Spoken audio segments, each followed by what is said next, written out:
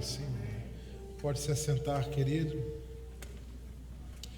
Nós estamos numa série de mensagens subordinadas a esse tema: Deus é real, Deus é verdadeiro, Deus está vivo, Deus não é um engano, Deus não é uma mentira, Deus é verdadeiro, Ele é real. E nesse sentido, nós já falamos sobre 4 atributos de Deus. Falamos sobre a bondade de Deus, falamos sobre a soberania de Deus, já enfatizamos a santidade de Deus, e domingo passado tivemos oportunidade de discorrer sobre a sabedoria de Deus. Então, Deus é bom, Deus é soberano, Deus é santo e Deus é sábio. Pode dizer comigo? Vamos dizer juntos? Deus é bom, Deus é soberano, Deus é santo e Deus é sábio. São atributos de Deus, são características inerentes à pessoa de Deus, são partes da essência de Deus. A sua bondade, a sua soberania, a sua santidade e a sua sabedoria. Hoje eu quero que você pense comigo um pouco sobre a justiça de Deus. Esse Deus que é bom, que é soberano, esse Deus que é santo e que é sábio, também é um Deus justo. E a ideia de justiça não é uma ideia tão fácil de ser entendida como as anteriores, a da santidade, da soberania, da bondade, da sabedoria.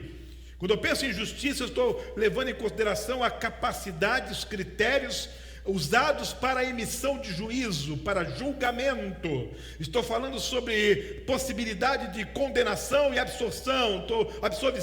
Eu estou falando sobre a possibilidade de uma sentença condenatória ou uma sentença que absolva a pessoa. E quando eu falo sobre essas coisas, eu estou tendo como pano de fundo a ideia de justiça. E é uma das partes mais importantes da essência de Deus, a sua justiça. O Deus da Bíblia é um Deus essencialmente, completamente, perfeitamente justo. Tudo que Deus pensa é justo, tudo que Deus faz é justo, tudo que Deus planeja é justo. Não é possível pensar na hipótese de Deus cometer injustiça, porque a justiça não é uma habilidade de Deus, a justiça é parte da natureza de Deus. Ele é justo. O nosso Deus é um Deus justo. Quando pensamos em justiça, nós temos uma expressão hebraica que significa: o Senhor é a nossa justiça. Eu gosto dessa expressão, que são 2 palavras muito importantes. A primeira, que está na parte de cima ali, é o nome de Deus, Jeová. O nome de Deus já expressa a sua justiça, porque Jeová é composto na sua raiz pelo verbo ser no hebraico. Deus é o que era, o que é e o que será, passado, presente e futuro. Ele agiu no passado, como age no presente, como agirá no futuro. Ele não muda.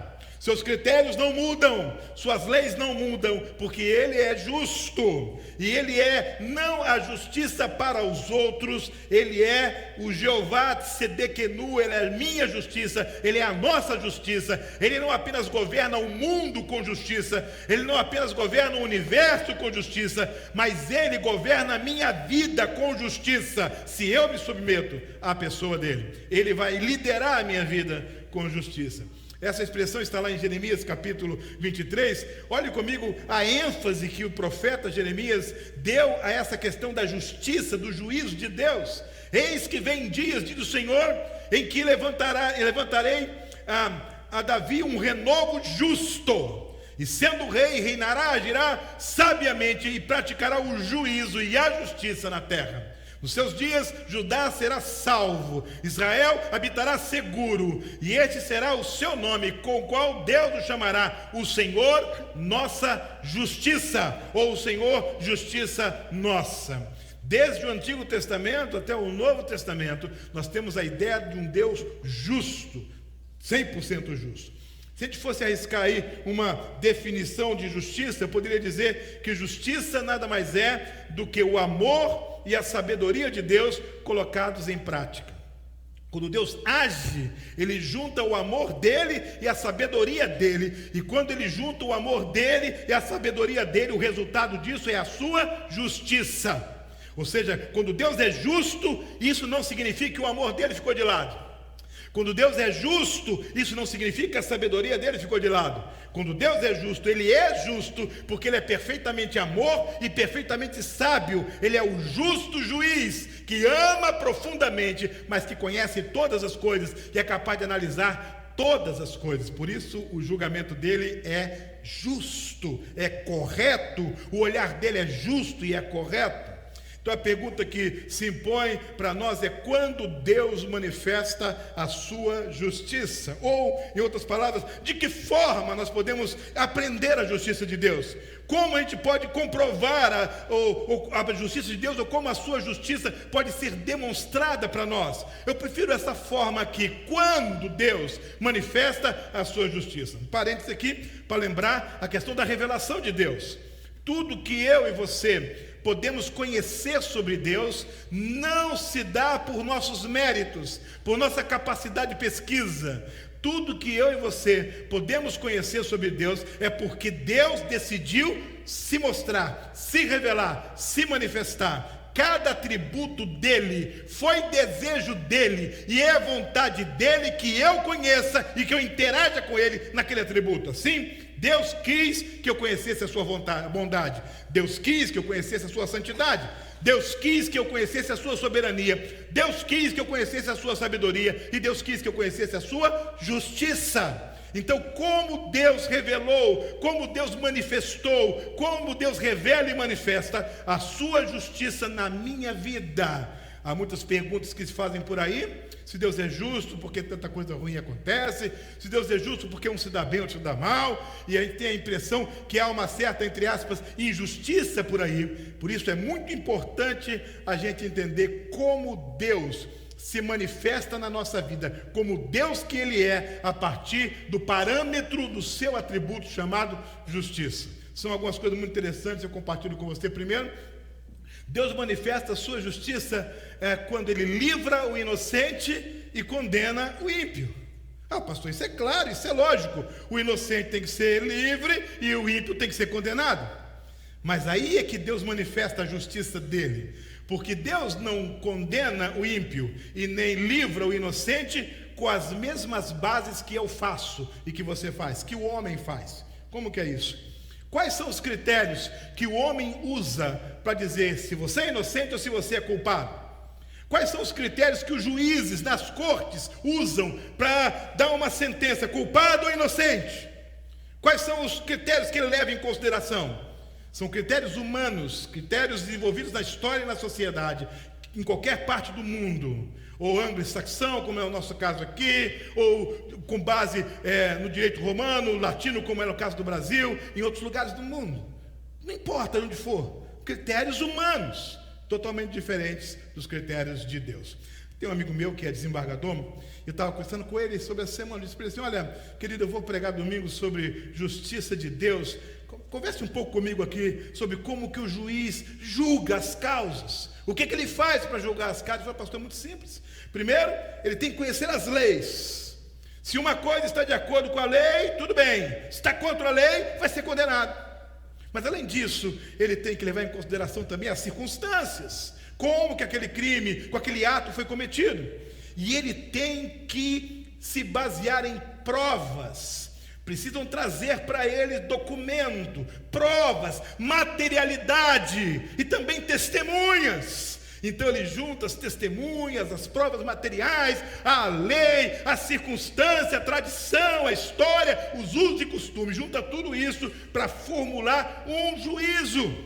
Então ele fica lá sentado na cadeira dele e ele tem os papéis na mesa dele, e ele tem provas e mais provas, e alguns processos, vocês sabem disso aí, de noticiário na televisão, alguns processos com volumes e mais volumes e mais volumes, e há processos que estão guardados num andar inteiro de um prédio, muito material, muita prova, muito documento, e há listas de testemunhas, há causas que tem muitas pessoas depondo, dando a sua testemunha, prestando o seu depoimento, e algum juiz vai precisar ouvir tudo isso, ler tudo isso, ter acesso a tudo isso, e com base nas provas, na análise da lei, com base nos usos e costumes, com base na tradição, nas circunstâncias, ele tem que chegar a uma conclusão, se de fato há provas incontestáveis, contundentes, para que aquela pessoa tenha que ser condenada, ou não. Se não há provas, e ela precisa ser, então, livre. Deus não faz assim, sabe por quê? Deus não precisa que ninguém traga provas para Ele. Ele mesmo produz as provas. Ele não precisa que ninguém faça pesquisa para Ele. Ele não precisa que ninguém dê depoimento para Ele. Ele não precisa de ler nenhum papel. Ele não precisa vasculhar os autos. Ele não precisa nem de ter constituições e leis, porque Ele é quem inspirou a grande lei. Ele julga com retidão, ele julga com justiça, e não há possibilidade de Deus errar, porque ele não ouve ninguém para julgar, ele não leva em consideração o depoimento de ninguém ao julgar, e nem leva em consideração prova verídica, documentos falsos, verdadeiros. Isso não afeta o juízo de Deus, porque ele sabe todas as coisas, ele conhece todas as coisas, e ele usa para o seu julgamento o seu próprio ser em ação na vida daquela pessoa. Há um texto na Bíblia muito interessante, lá em Isaías, diz assim: ele terá o seu prazer no temor do Senhor, não julgará segundo a aparência, e nem decidirá pelo que ouviu dizer. Deus não julga por aquilo que está diante dos olhos, e nem julga por aquilo que está diante dos seus ouvidos. Ele conhece o coração, ele conhece a situação, ele sabe se está havendo verdade ou mentira, sinceridade ou falsidade. Ele é perfeito em justiça, e ele manifesta a sua justiça quando ele diz: esse está condenado e esse está livre. Olha, você pode questionar quando eu disser que alguém está condenado, você pode questionar quando qualquer homem disser que alguém está livre, mas você não pode questionar quando Deus diz está condenado ou está livre, porque quando Deus o faz, Ele o faz com juízo perfeito. Só Ele é Deus. É por isso, meus irmãos, que a Bíblia diz para a gente não julgar uns aos outros. Sabe por quê? Porque o nosso julgamento é imperfeito. A gente julga pelo que vê, a gente julga pelo que ouve, a gente julga pela aparência, a gente julga pela pessoa que deu depoimento, mas a gente não conhece o coração, a gente não conhece a circunstância, a gente não conhece profundamente a história, porque só quem conhece isto é o justo juiz, o Senhor soberano. Ele sim é justo. Por isso que Jesus disse: olha, não há nem um justo, nenhum sequer, só Deus é justo. E quando a palavra de Deus diz alguma coisa, você pode acreditar que a palavra de Deus é juízo de Deus. É muito interessante que a Bíblia refere-se a si mesma de diversas maneiras. Decretos de Deus, estatutos de Deus, uma das maneiras, os juízos de Deus. Porque a palavra de Deus é certa, a palavra de Deus é verdadeira, a palavra de Deus é resultado da avaliação de Deus sobre todas as coisas. A palavra dele prevalece. Então Deus demonstra a sua justiça quando diz este é inocente e quando diz este é culpado. Quando Deus faz isso, ele está manifestando a sua justiça. Segundo, Deus manifesta a sua justiça quando perdoa aquele que confessa. Confessar significa admitir, reconhecer o que fez.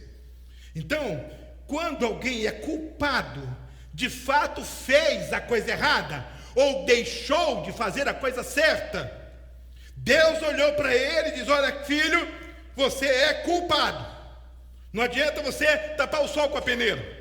Não adianta você esconder provas. Não adianta você eliminar provas. Não adianta você dar uma justificativa, uma explicação, sabe, um álibi. Não adianta. Eu sei tudo, sei o seu coração, conheço todos os ângulos da questão. Você é culpado. E nessa hora, quando a pessoa culpada reconhece a sua culpa, reconhece a sua falha, reconhece o seu erro, reconhece o seu pecado, Deus é o único que tem a propriedade, a autoridade, o direito de emitir perdão. E por que Deus perdoa o que confessa? Porque lembra, quando ele emite justiça, quando ele age com justiça, ele combina a sua sabedoria com o quê? Com o seu amor.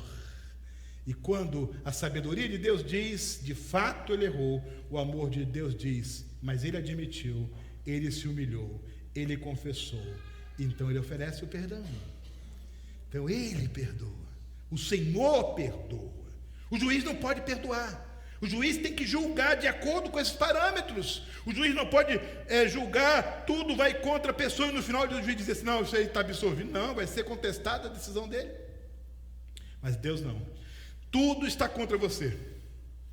Todos os documentos contra você. Todas as provas contra você.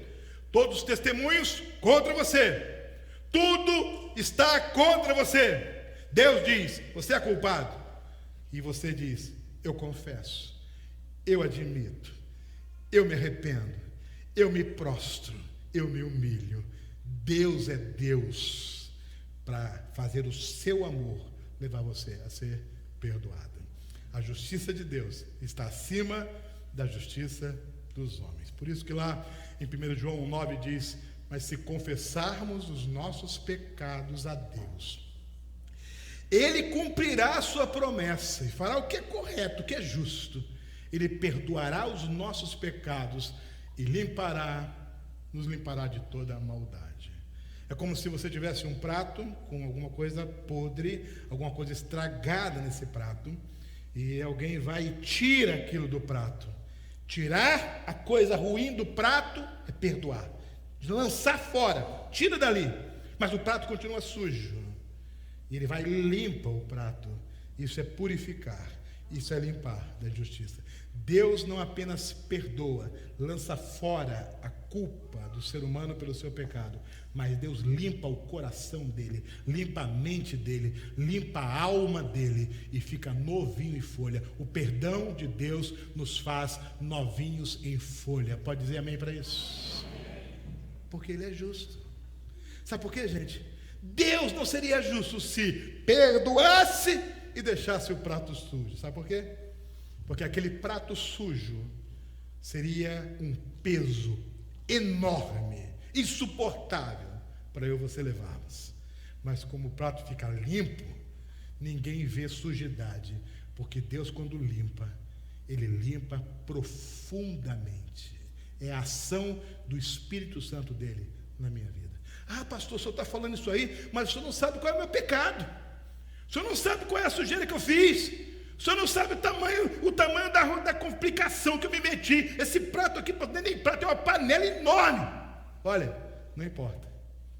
Se você confessar, se você admitir, se você se humilhar, Deus lança fora tudo isso e limpa tudo isso, de maneira que qualquer pessoa que olhar para você não vai ver sombra de sujidade. Por quê? Porque Deus é justo e Ele manifesta a justiça dele quando Ele perdoa e purifica e limpa aquele que confessa. Qual o segredo? O segredo é não jogar a sujeira debaixo do tapete. O segredo é não justificar o pecado. O segredo é não tentar explicar o pecado. O segredo não é tentar jogar a culpa do pecado em outra pessoa. O segredo é admitir o pecado. A Bíblia diz que Davi cometeu um pecado terrível. E quando ele foi confrontado pelo profeta Natan, ele disse assim: de fato, eu pequei contra Deus. E Deus falou através do profeta, e Deus perdoou o seu pecado. Sabe o que foi dito desse homem depois? Deus falou: aqui está o homem, segundo o meu coração. Estava limpo. E o diabo fala assim: não, você fez aquilo de errado, fez aquilo de errado, fez aquilo outro de errado. E você diz: fiz mesmo, mas fui perdoado e estou limpo. Totalmente limpo. Fernandinho lá no Brasil gravou uma música: está tudo pago. O meu pecado está pago. Meus equívocos estão pagos. Meus erros estão pagos. E está tudo pago. Citando o apóstolo Paulo, escrevendo aos Colossenses, quando disse que quando Cristo morreu na cruz, foi rasgado o escrito de dívida que havia contra mim. Eu fui perdoado. Diga a uma pessoa assim: está tudo pago. Diga para ele. Jesus pagou. Ele perdoou. E quando ele perdoa, ele demonstra a sua justiça. Terceiro, quando ele disciplina os seus. Agora você está perdoado, você é de Jesus, você é de Deus. Sabe, depois que você se torna alguém de Deus, vou repetir isso aqui. Depois que você se torna alguém de Deus, percebeu a ênfase dele aqui no de Deus? Porque todo mundo é de Deus por direito de propriedade, ele é o dono de tudo. Do Senhor é o céu e a sua plenitude, o mundo e aqueles que nele habitam. Todo mundo é de Deus, por propriedade. Mas muitos não são de Deus ainda, por entrega, por rendição, por aceitar o seu amor. Mas quando alguém se rende a Deus e se torna alguém de Deus, Deus manifesta a sua justiça quando disciplina essa pessoa. Muito interessante você prestar atenção nisso, porque quando eu sou de Deus, Deus quer que eu seja cada vez melhor. Deus quer que eu seja cada vez mais santo. Deus quer que eu seja cada vez mais correto. Deus quer que eu cresça cada vez mais. E por isso Ele me disciplina. Porque não seria justo eu sendo dele, Ele me abandonar dos meus erros. Ele me chama e puxa a orelha. Ele me chama e me corrige. Ele me chama e me molda. Ele disciplina aqueles a quem Ele ama. Nós lemos isso em Hebreus capítulo 12. Meu filho, não despreze a disciplina do Senhor, nem se magoe com a sua repreensão. Olha que frase para você guardar na sua vida. Pois o Senhor disciplina a quem ama e castiga todo aquele a quem aceita como filho. Se eu sou de Deus, Deus manifesta a justiça dele na minha vida quando me disciplina, quando me molda, quando me corrige, quando me diz que não é esse o melhor caminho, que não é essa a melhor palavra, que não é essa a melhor atitude, que não é esse o melhor comportamento, que não é essa a melhor reação, que não é essa a melhor conduta, que não é essa a melhor prática. E quando eu incorro em erro, Deus me diz da maneira certa, eu faço a maneira errada. Deus me chama e me disciplina. Quem aqui já foi disciplinado pelo seu pai e pela sua mãe? Levante a mão. Levante a mão. Se foi bastante disciplinado, levante assim as duas mãos. Quero dizer uma coisa para você. Presta atenção no que eu vou te falar. Todos nós entendemos a disciplina que os pais exercem sobre os filhos, mas quero dizer uma coisa para você. Não tem nenhum paralelo. A disciplina do pai e da mãe, com a melhor intenção possível, não chega aos pés da disciplina de Deus. Sabe por quê? A disciplina de Deus tem a propriedade de nos transformar, de nos melhorar, de nos tornar mais parecidos com Ele, de nos santificar, de tornar tudo aquilo que nós fazemos, todo o ambiente que frequentamos, toda palavra que proferimos, palavra, comportamento, ambiente santificado, porque Deus nos ensinou pelo castigo e pela disciplina. E lá em Hebreus capítulo 12, quem ler com cuidado em casa depois, vai ver o processo de disciplina de Deus. Ele vai passo a passo, até ver em nós mudança de vida, mudança de comportamento. Então o conselho é: não despreze a disciplina de Deus.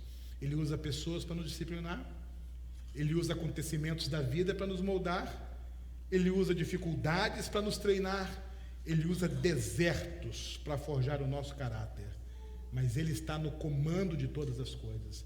E o amor dele está no comando de todas as coisas. E depois de disciplinado, eu vou ser melhor do que antes de ser disciplinado. Pode dizer amém para isso? É assim que ele faz, ele disciplina. Então, quando ele faz isso, ele está dizendo: eu te amo, meu filho. Mas Senhor, está doendo. Mas eu te amo, meu filho. Mas Senhor, eu estou sofrendo. Não está sendo fácil passar por esse deserto. Mas eu estou com você. Eu te amo. Mas acredite em mim. Você precisa atravessar esse deserto, porque depois você será melhor e mais abençoado. Não fuja do deserto de Deus. Não amaldiçoe o castigo de Deus. Não despreze a disciplina de Deus, porque você vai ser melhor lá na frente. Eu não sei se você está entendendo o que eu estou dizendo aqui. Eu não sei, juventude, se você está entendendo o que eu estou dizendo aqui. Deixe Deus se disciplinar hoje, porque amanhã você vai ser um pai, uma mãe, abençoado por Deus, recompensado por Deus. Comece a servir a Deus, e quando Deus te chamar num canto, puxando a sua orelha, você sabe, de fato eu pisei na bola, de fato eu errei, mas a mão que está apertando a minha orelha, essa mão eu conheço, e não é uma mão contra mim, é uma mão que me ama e vai melhorar a minha vida. Deus manifesta a justiça dele quando disciplina os seus. Por último, Deus manifesta a sua justiça quando liberta e salva aquele que crê nele. Não é interessante? Jesus estava lá naquela cruz, 2 malfeitores, um de cada lado. Um disse assim: Senhor, lembra-te de mim quando entrar no teu reino. Senhor, lembra de mim lá. E Jesus falou o quê? Hoje mesmo estarás comigo no paraíso. Malfeitou a vida inteira, pisou na bola a vida inteira, mas num lampejo de fé, aleluia, num lampejo de fé, a justiça de Deus o colocou ao lado de Jesus no paraíso. Hoje você vai estar comigo no paraíso. Quando Deus perdoa e liberta e salva aquele que demonstra ter fé nele, Deus está manifestando a sua justiça. Quem nos ajuda a entender isso um pouco melhor é o apóstolo Paulo. O texto é um pouquinho grande, mas vale a pena a gente lembrar. Olha o que Paulo diz, escrevendo aos Romanos. Olha que coisa interessante, eu vou parar aqui um pouquinho em algumas partes para você focar comigo, que isso é muito rico. Paulo diz assim: mas agora, sem lei, a justiça de Deus se manifestou, sendo testemunhada pela lei e pelos profetas. Lá no Antigo Testamento houve um testemunho da justiça, mas agora no Novo Testamento a justiça se manifestou. É a justiça de Deus mediante a fé em Jesus Cristo, para todos e sobre todos os que creem. Ou seja, quando Jesus se manifestou, quando Jesus veio ao mundo, quando Jesus exerceu o ministério dele, a justiça de Deus estava sendo manifesta aos homens.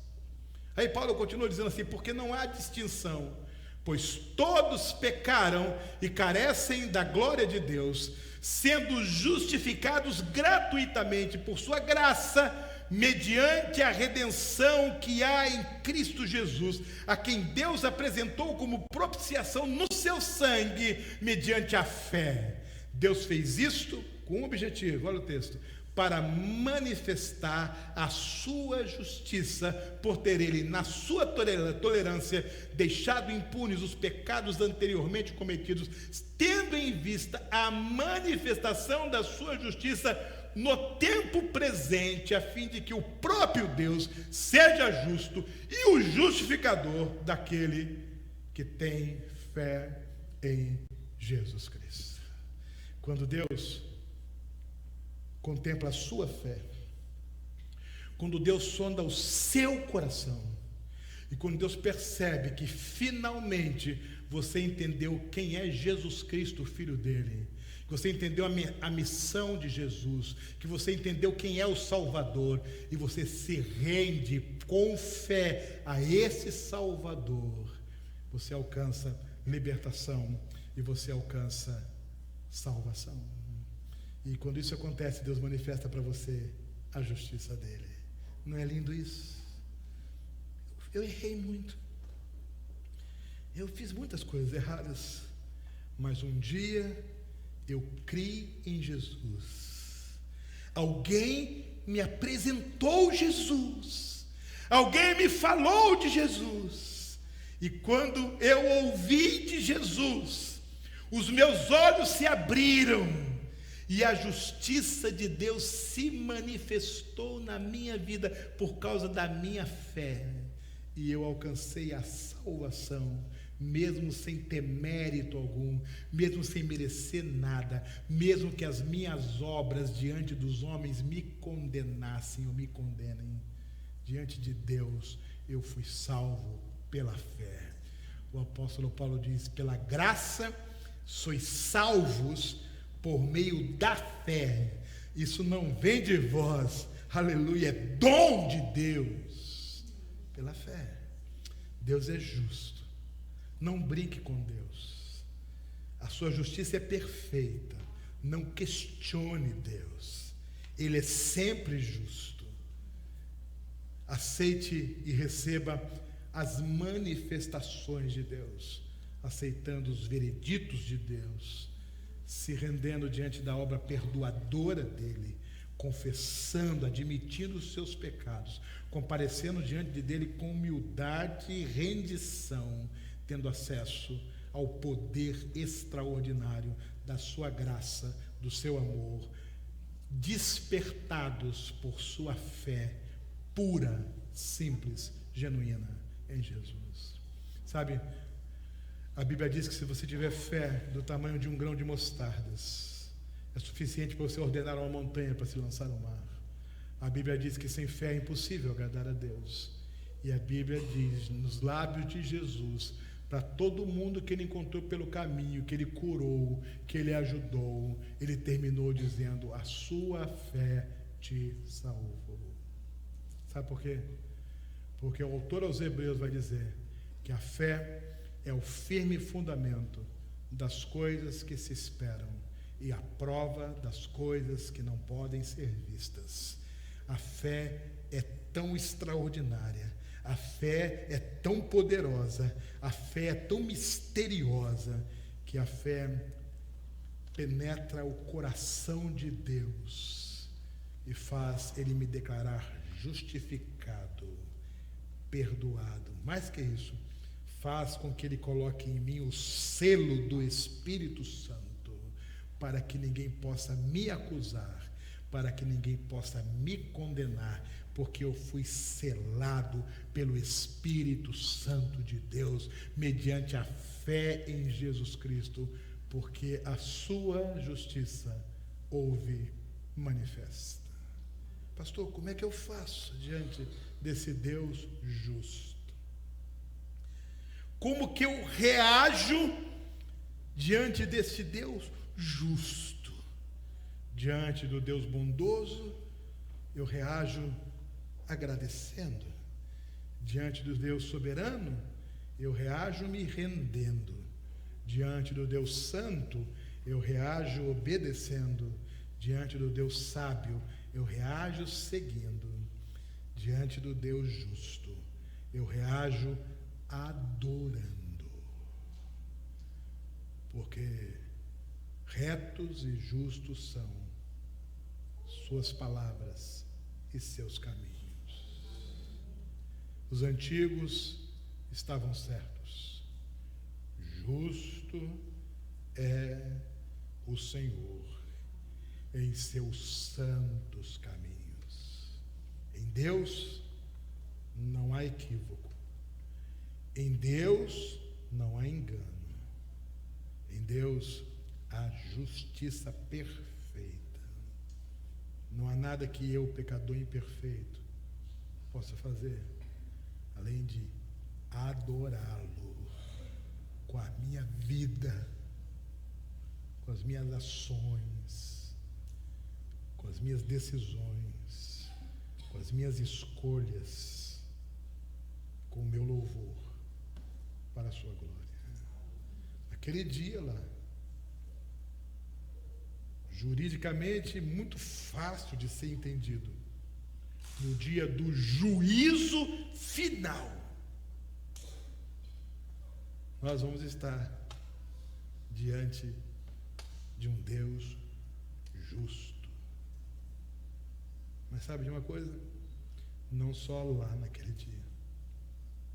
Agora, o Senhor justo está diante de nós. E o Senhor conhece os nossos caminhos. E o Senhor conhece os nossos descaminhos. É por isso que aquela mulher, apanhada em adultério, a lei dava guarida para que fosse apedrejada. E ela é humilhada, exposta, publicamente acusada. As pedras já estavam preparadas. E ela sai dali perdoada. Ela sai dali livre. Aquela mulher que foi apanhada em adultério, ela foi perdoada e purificada por um Deus justo. É o Senhor. A sentença dela foi uma bênção. Vá em frente e não peques mais. Sabe, os meus pecados justificariam a minha condenação. Os seus pecados embasariam a sua condenação. Mas por causa da nossa fé na pessoa do nosso Senhor e Salvador Jesus Cristo, eu posso estar aqui nesse lugar chamado santuário, na presença de um Deus que é todo santo, sendo imperfeito e pecador. E eu posso louvá-lo, eu posso engrandecer o nome dele, porque eu fui perdoado, purificado, eu fui declarado justo. Sabe o que o apóstolo Paulo disse?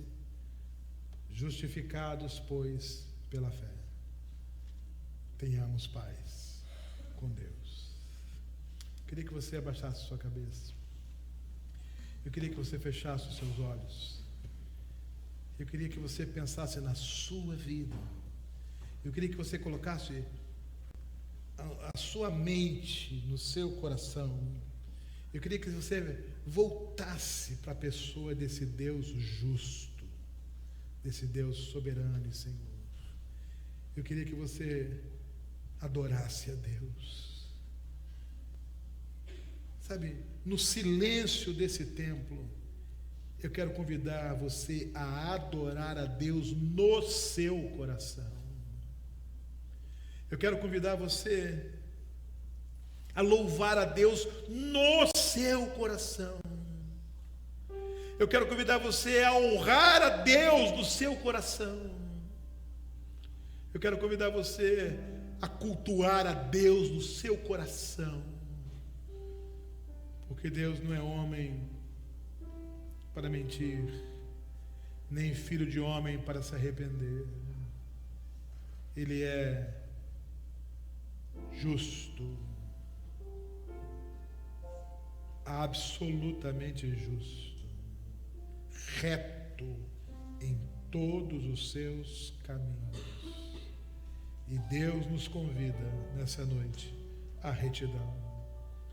A retidão espiritual, a retidão ética, a retidão moral, a retidão emocional, a retidão relacional. Igreja, eu te convido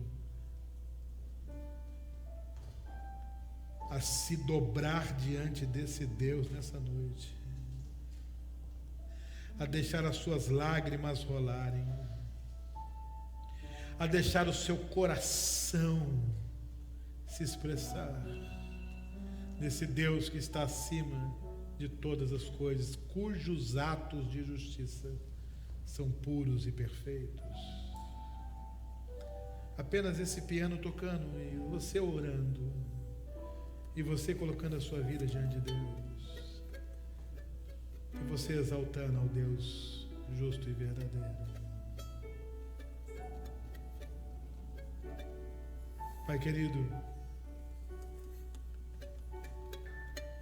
nós queremos responder à Tua justiça,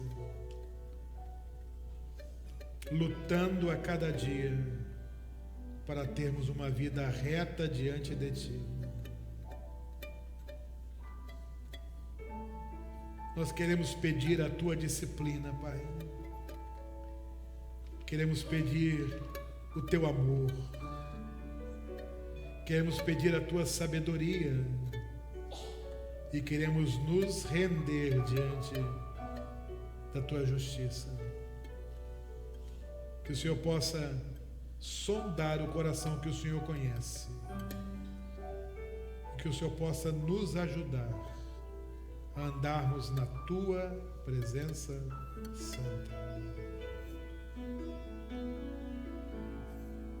Aceita, Senhor Deus, a adoração sincera do nosso coração, em nome de Jesus.